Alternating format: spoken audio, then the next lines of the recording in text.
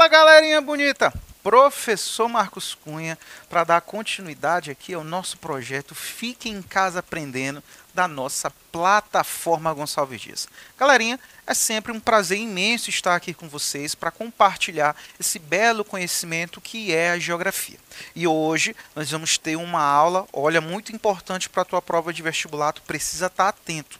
Nós vamos falar hoje, galera, sobre a industrialização do nosso país, tá? A industrialização do Brasil. Então tu precisa estar atento que nós vamos falar sobre as 4 fases da industrialização do nosso país, desde o período colonial até os dias atuais, claro, evidenciando as nossas características do momento, tá? E focando principalmente nos principais pontos, né, que vão aí levar ao processo da nossa industrialização, beleza? Então é uma aula aí com muita informação, pega teu lápis, pega teu caderno e fica muito atento, tá? Então, ó, respirou e vamos evoluir porque hoje tem muita coisa. Galerinha, primeira questão importante, quando a gente fala da industrialização brasileira, é entender as nossas características atuais.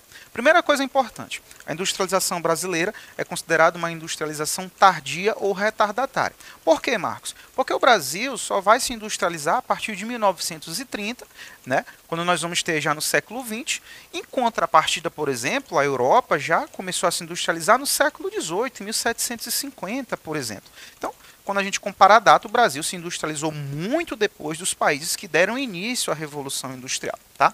Uma outra coisa importante é que a industrialização brasileira é dividida de maneira irregular no nosso território, ou seja, nós vamos ter uma concentração industrial em uma região, em regiões específicas, principalmente na região sudeste. E hoje tu vai entender o porquê dessa construção histórica, tá certo? Então essa é uma característica importante. Hoje o Brasil, galera, é considerado um país industrializado. Por quê? Porque o Brasil atua nos variados setores de industrialização. O Brasil atua na produção de base, tá certo? Ou seja, na produção de maquinário pesado. O Brasil atua na produção de bens de consumo, tanto bens de consumo não duráveis, ou seja, roupa, alimento, que tem um curto prazo de vida, como também os bens duráveis, né, que duram anos, como, por exemplo, eletrodomésticos, automóveis e outros produtos tecnológicos. Belezinha? Então, essas características elas são muito importantes para definir a nossa visão hoje do que é o Brasil industrializado. Quando falamos sobre a industrialização brasileira, nós vamos dividir em 4 grandes fases, tá? Muita atenção, tomando por base histórica desde o período do descobrimento e ocupação do nosso país até os dias atuais. A primeira fase, que é a fase colonial, do Brasil colônia. A segunda fase, que vai ser muito importante, tá? Que é a fase do primeiro, do segundo reinado e da primeira república, que vai desenvolver as bases do que vai ser a nossa industrialização. A terceira fase, galera, a Era Vargas, que é quando se começa a ver o Brasil enquanto um país que se industrializa, tá? O Brasil começa a sua industrialização nesta fase.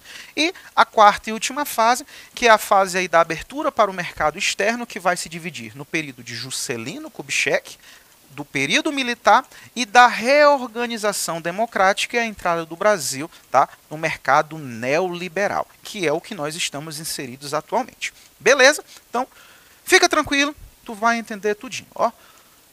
Respiro. Gente, primeira coisa importante agora, tá? No período colonial da industrialização brasileira, podemos entender, puxa aí a seta, não havia industrialização. Como assim, Marcos? A coroa portuguesa, galera, proibia, tá, qualquer tipo de industrialização nas suas colônias. Era uma forma de impedir que houvesse algum desenvolvimento econômico, social e, por consequência, um desenvolvimento político que levasse essas colônias ao futuro, por exemplo, a querer se separar, a querer buscar a sua independência. Então existiam leis que proibiam qualquer tipo de industrialização. O papel da colônia, no caso do Brasil colônia, era fornecer matéria-prima para a sua metrópole. Então, galera, o que é que nós vamos perceber neste período, que vai de 1500 a 1808, é que o Brasil não vai se industrializar, tá? Não existe industrialização e a sua economia é baseada na extração do setor primário, no extrativismo, tá certo? Mas tudo muda em 1808. Essa data ela vai ser muito importante para a futura industrialização brasileira. Por quê, Marcos? Ocorre um evento muito importante. A vinda da família real para o Brasil. Fugindo do bloqueio continental de Napoleão Bonaparte, tal, que ia invadir Portugal. A família real vem para cá E quando eles chegam nessa colônia, primeira coisa, ora, vamos buscar desenvolver essa região porque nós vamos, ora, viver aqui, né? Então, a coroa portuguesa começa a tomar algumas medidas que vão buscar desenvolver essa região e vão criar as bases futuras do que vai ser, né, muito importante para a nossa industrialização. A primeira delas vai ser a extinção da lei que proibia a instalação de indústrias na colônia, principalmente indústrias de tecidos. Então, tu começa aí a ter alguns focos de indústria, principalmente de tecidos, de roupas, né, que já vão começar a trazer um certo desenvolvimento para a nossa região. Surge também, galera, a tarifa Alves Branco, tá? Que vai ter basicamente a função de aumentar as tarifas alfandegárias, ou seja, leia-se impostos, dos produtos que vinham de fora, ou seja, das importações. Qual era o papel da tarifa Alves Branco? Era muito simples, era incentivar, principalmente através do preço, o desenvolvimento do comércio, né, dentro do nosso país, ou seja, de produtores locais, visto que os produtos que vinham de fora seriam mais caros, tá certo? Então isso já vai ser um passo muito importante. Um outro elemento muito importante, tá, do que vai ser a industrialização brasileira é o Barão de Mauá, galera, tá? Ele, para muitos, ele é considerado aí como o primeiro industrial do Brasil, como um homem à frente do seu tempo em relação à visão de negócios, tá? O Barão de Mauá, ele vai ter uma visão de desenvolvimento no nosso país a partir do que deveria ser a industrialização, que já acontecia na Europa. Então, o Barão de Mauá, ele vai investir fortemente numa infraestrutura de negócios que vai ser muito importante, porque vai ser o futuro da nossa industrialização. Principalmente desenvolvimento de quê, Marcos? Ele vai investir em ferrovias, meios de transporte, estaleiros para deslocar mercadoria, iluminação pública, em bancos, ou seja, todos os elementos vitais para que um parque industrial possa se desenvolver, galera, tá certo?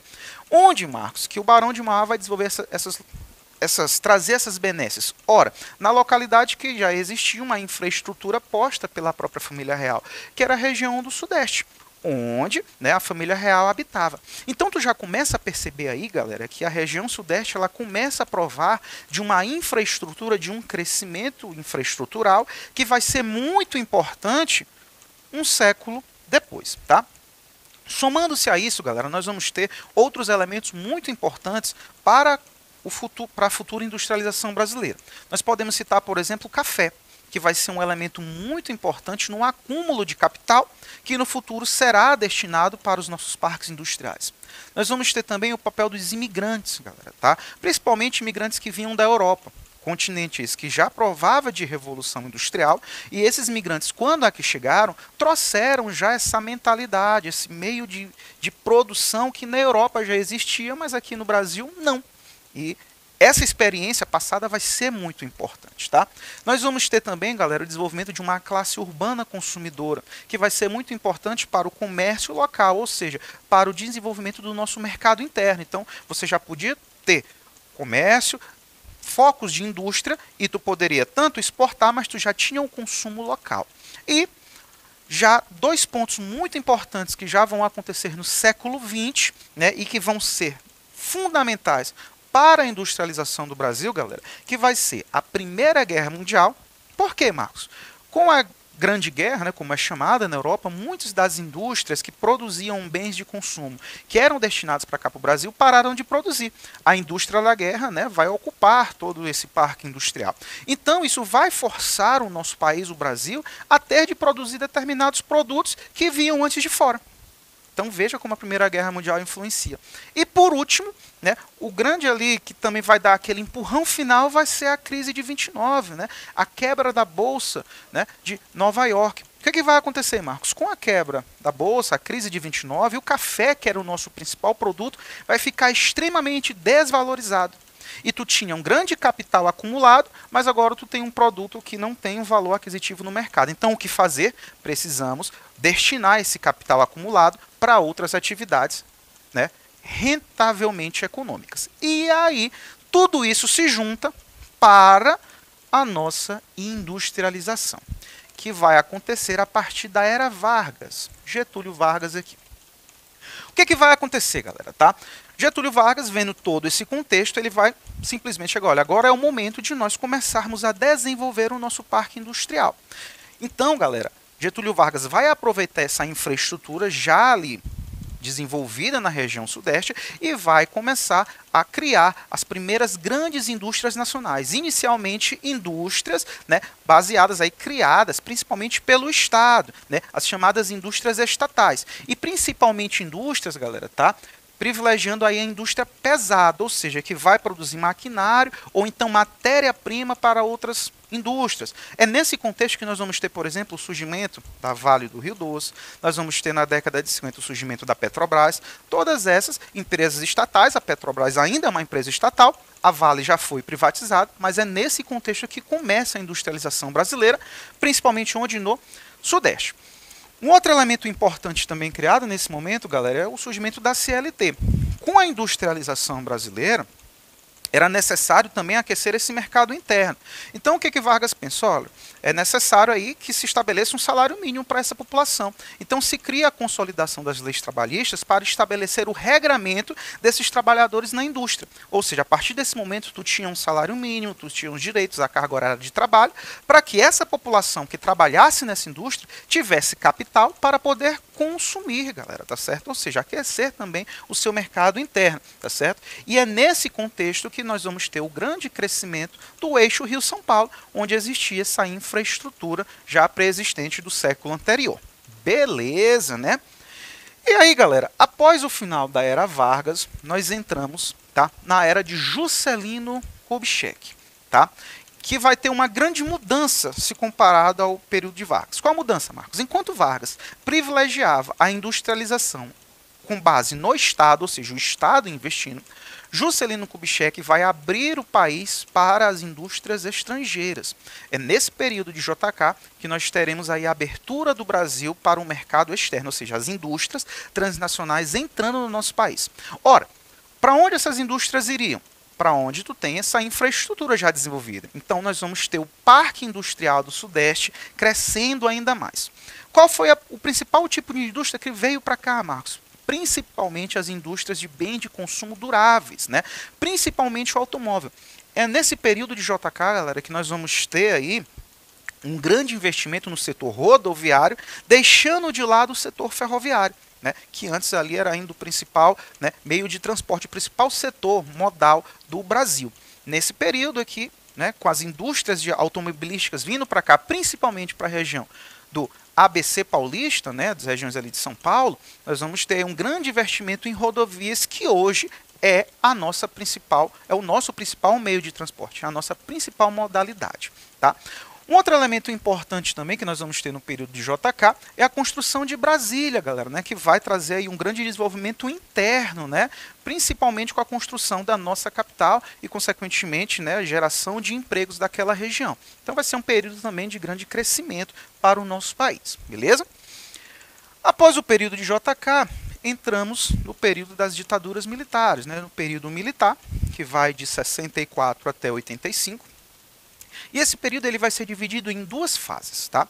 Em relação a termos de industrialização, novamente o Estado toma a frente do seu processo de industrialização, tá? Então, o período militar ele vai ser caracterizado pelas grandes obras, né? É no período militar que nós vamos ter, por exemplo, a construção da Ponte Rio-Niterói, que nós vamos ter, por exemplo, aí a construção da Transamazônica, a construção de Itaipu, as chamadas obras faraônicas, né? Obras de grande porte. Só que essas obras eram financiadas através de empréstimos externos, ou seja, principalmente empréstimos dos Estados Unidos, né, que vão culminar mais para frente para uma grave crise econômica nacional.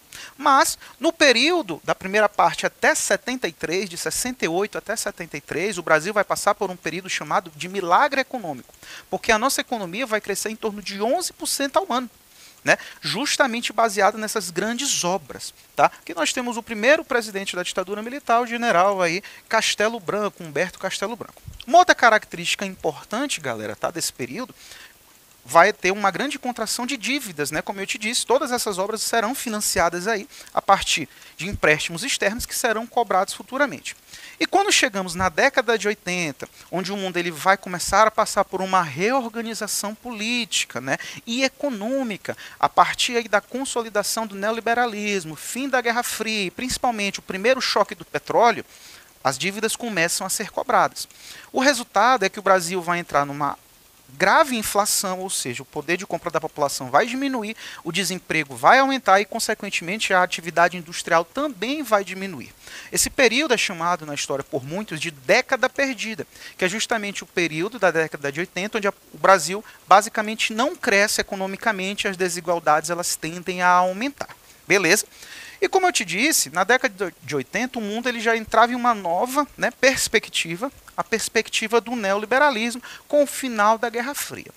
E aí, galera, nós entramos na nossa era atual, a era, né, do neoliberalismo que hoje nós estamos inseridos. Tá? Com o fim da ditadura militar, o mundo passa por uma reorganização, principalmente com o fim da era bipolar, né, do capitalismo, socialismo. Nós temos agora uma nova ordem mundial e começa a vigorar no mundo, a partir da perspectiva dos Estados Unidos e do Reino Unido, um princípio que o Estado não deveria ser mais o grande gerador de recursos e principalmente de empregos, de obras. Né? O Estado deveria se ocupar das características, principalmente dos elementos mais primordiais da sociedade e tudo aquilo que ele pudesse dividir com o setor privado ele deveria ser feito. Nós entramos na era chamada era neoliberal, que defende a ideia do Estado mínimo, galera. O que é esse Estado mínimo, Marcos? O Estado ele vai se ocupar apenas das funções primordiais, né? Ele vai dividir a responsabilidade com o setor privado, buscando aí, consequentemente, aumentar a competitividade e, principalmente, diminuir os custos do Estado. Então, a nível industrial, nós teremos essa característica. Novamente, indústrias vindo para cá, principalmente indústrias privadas, né? E um outro elemento importante, esse Estado mínimo, ele vai buscar uma reorganização, né, principalmente trabalhista. Então nós vamos ter aí, galera, principalmente a diminuição de direitos trabalhistas nas indústrias, nós vamos ter o surgimento da terceirização, né, um elemento aí muito importante, né, que vai consequentemente influenciar nesse novo Estado que hoje nós estamos inseridos. Então nós teremos aí privatizações. O que são privatizações, Marcos? Galera, são vendas de empresas estatais. É nesse contexto aqui que nós temos, por exemplo, a venda da Vale do Rio Doce, que hoje é conhecida como Vale, como eu te disse, empresa estatal que foi criada na era Vargas, ela será vendida, né, pelo governo no período da era neoliberalismo, alegando o quê? Que essa empresa dava prejuízo, ou seja, o Estado deveria se reduzir. Nós vamos ter também, galera, como eu te disse, uma maior flexibilização das leis trabalhistas, né? O que vai aí culminar, por exemplo, né, numa diminuição de direitos para o trabalhador. Belezinha? Então, galera, questões muito importantes, tá? Acerca da industrialização nacional, tá bom? Espero aí que tu esteja atento, tá, a estes elementos. Pegue no teu caderno, tá bom? E é isso, galera.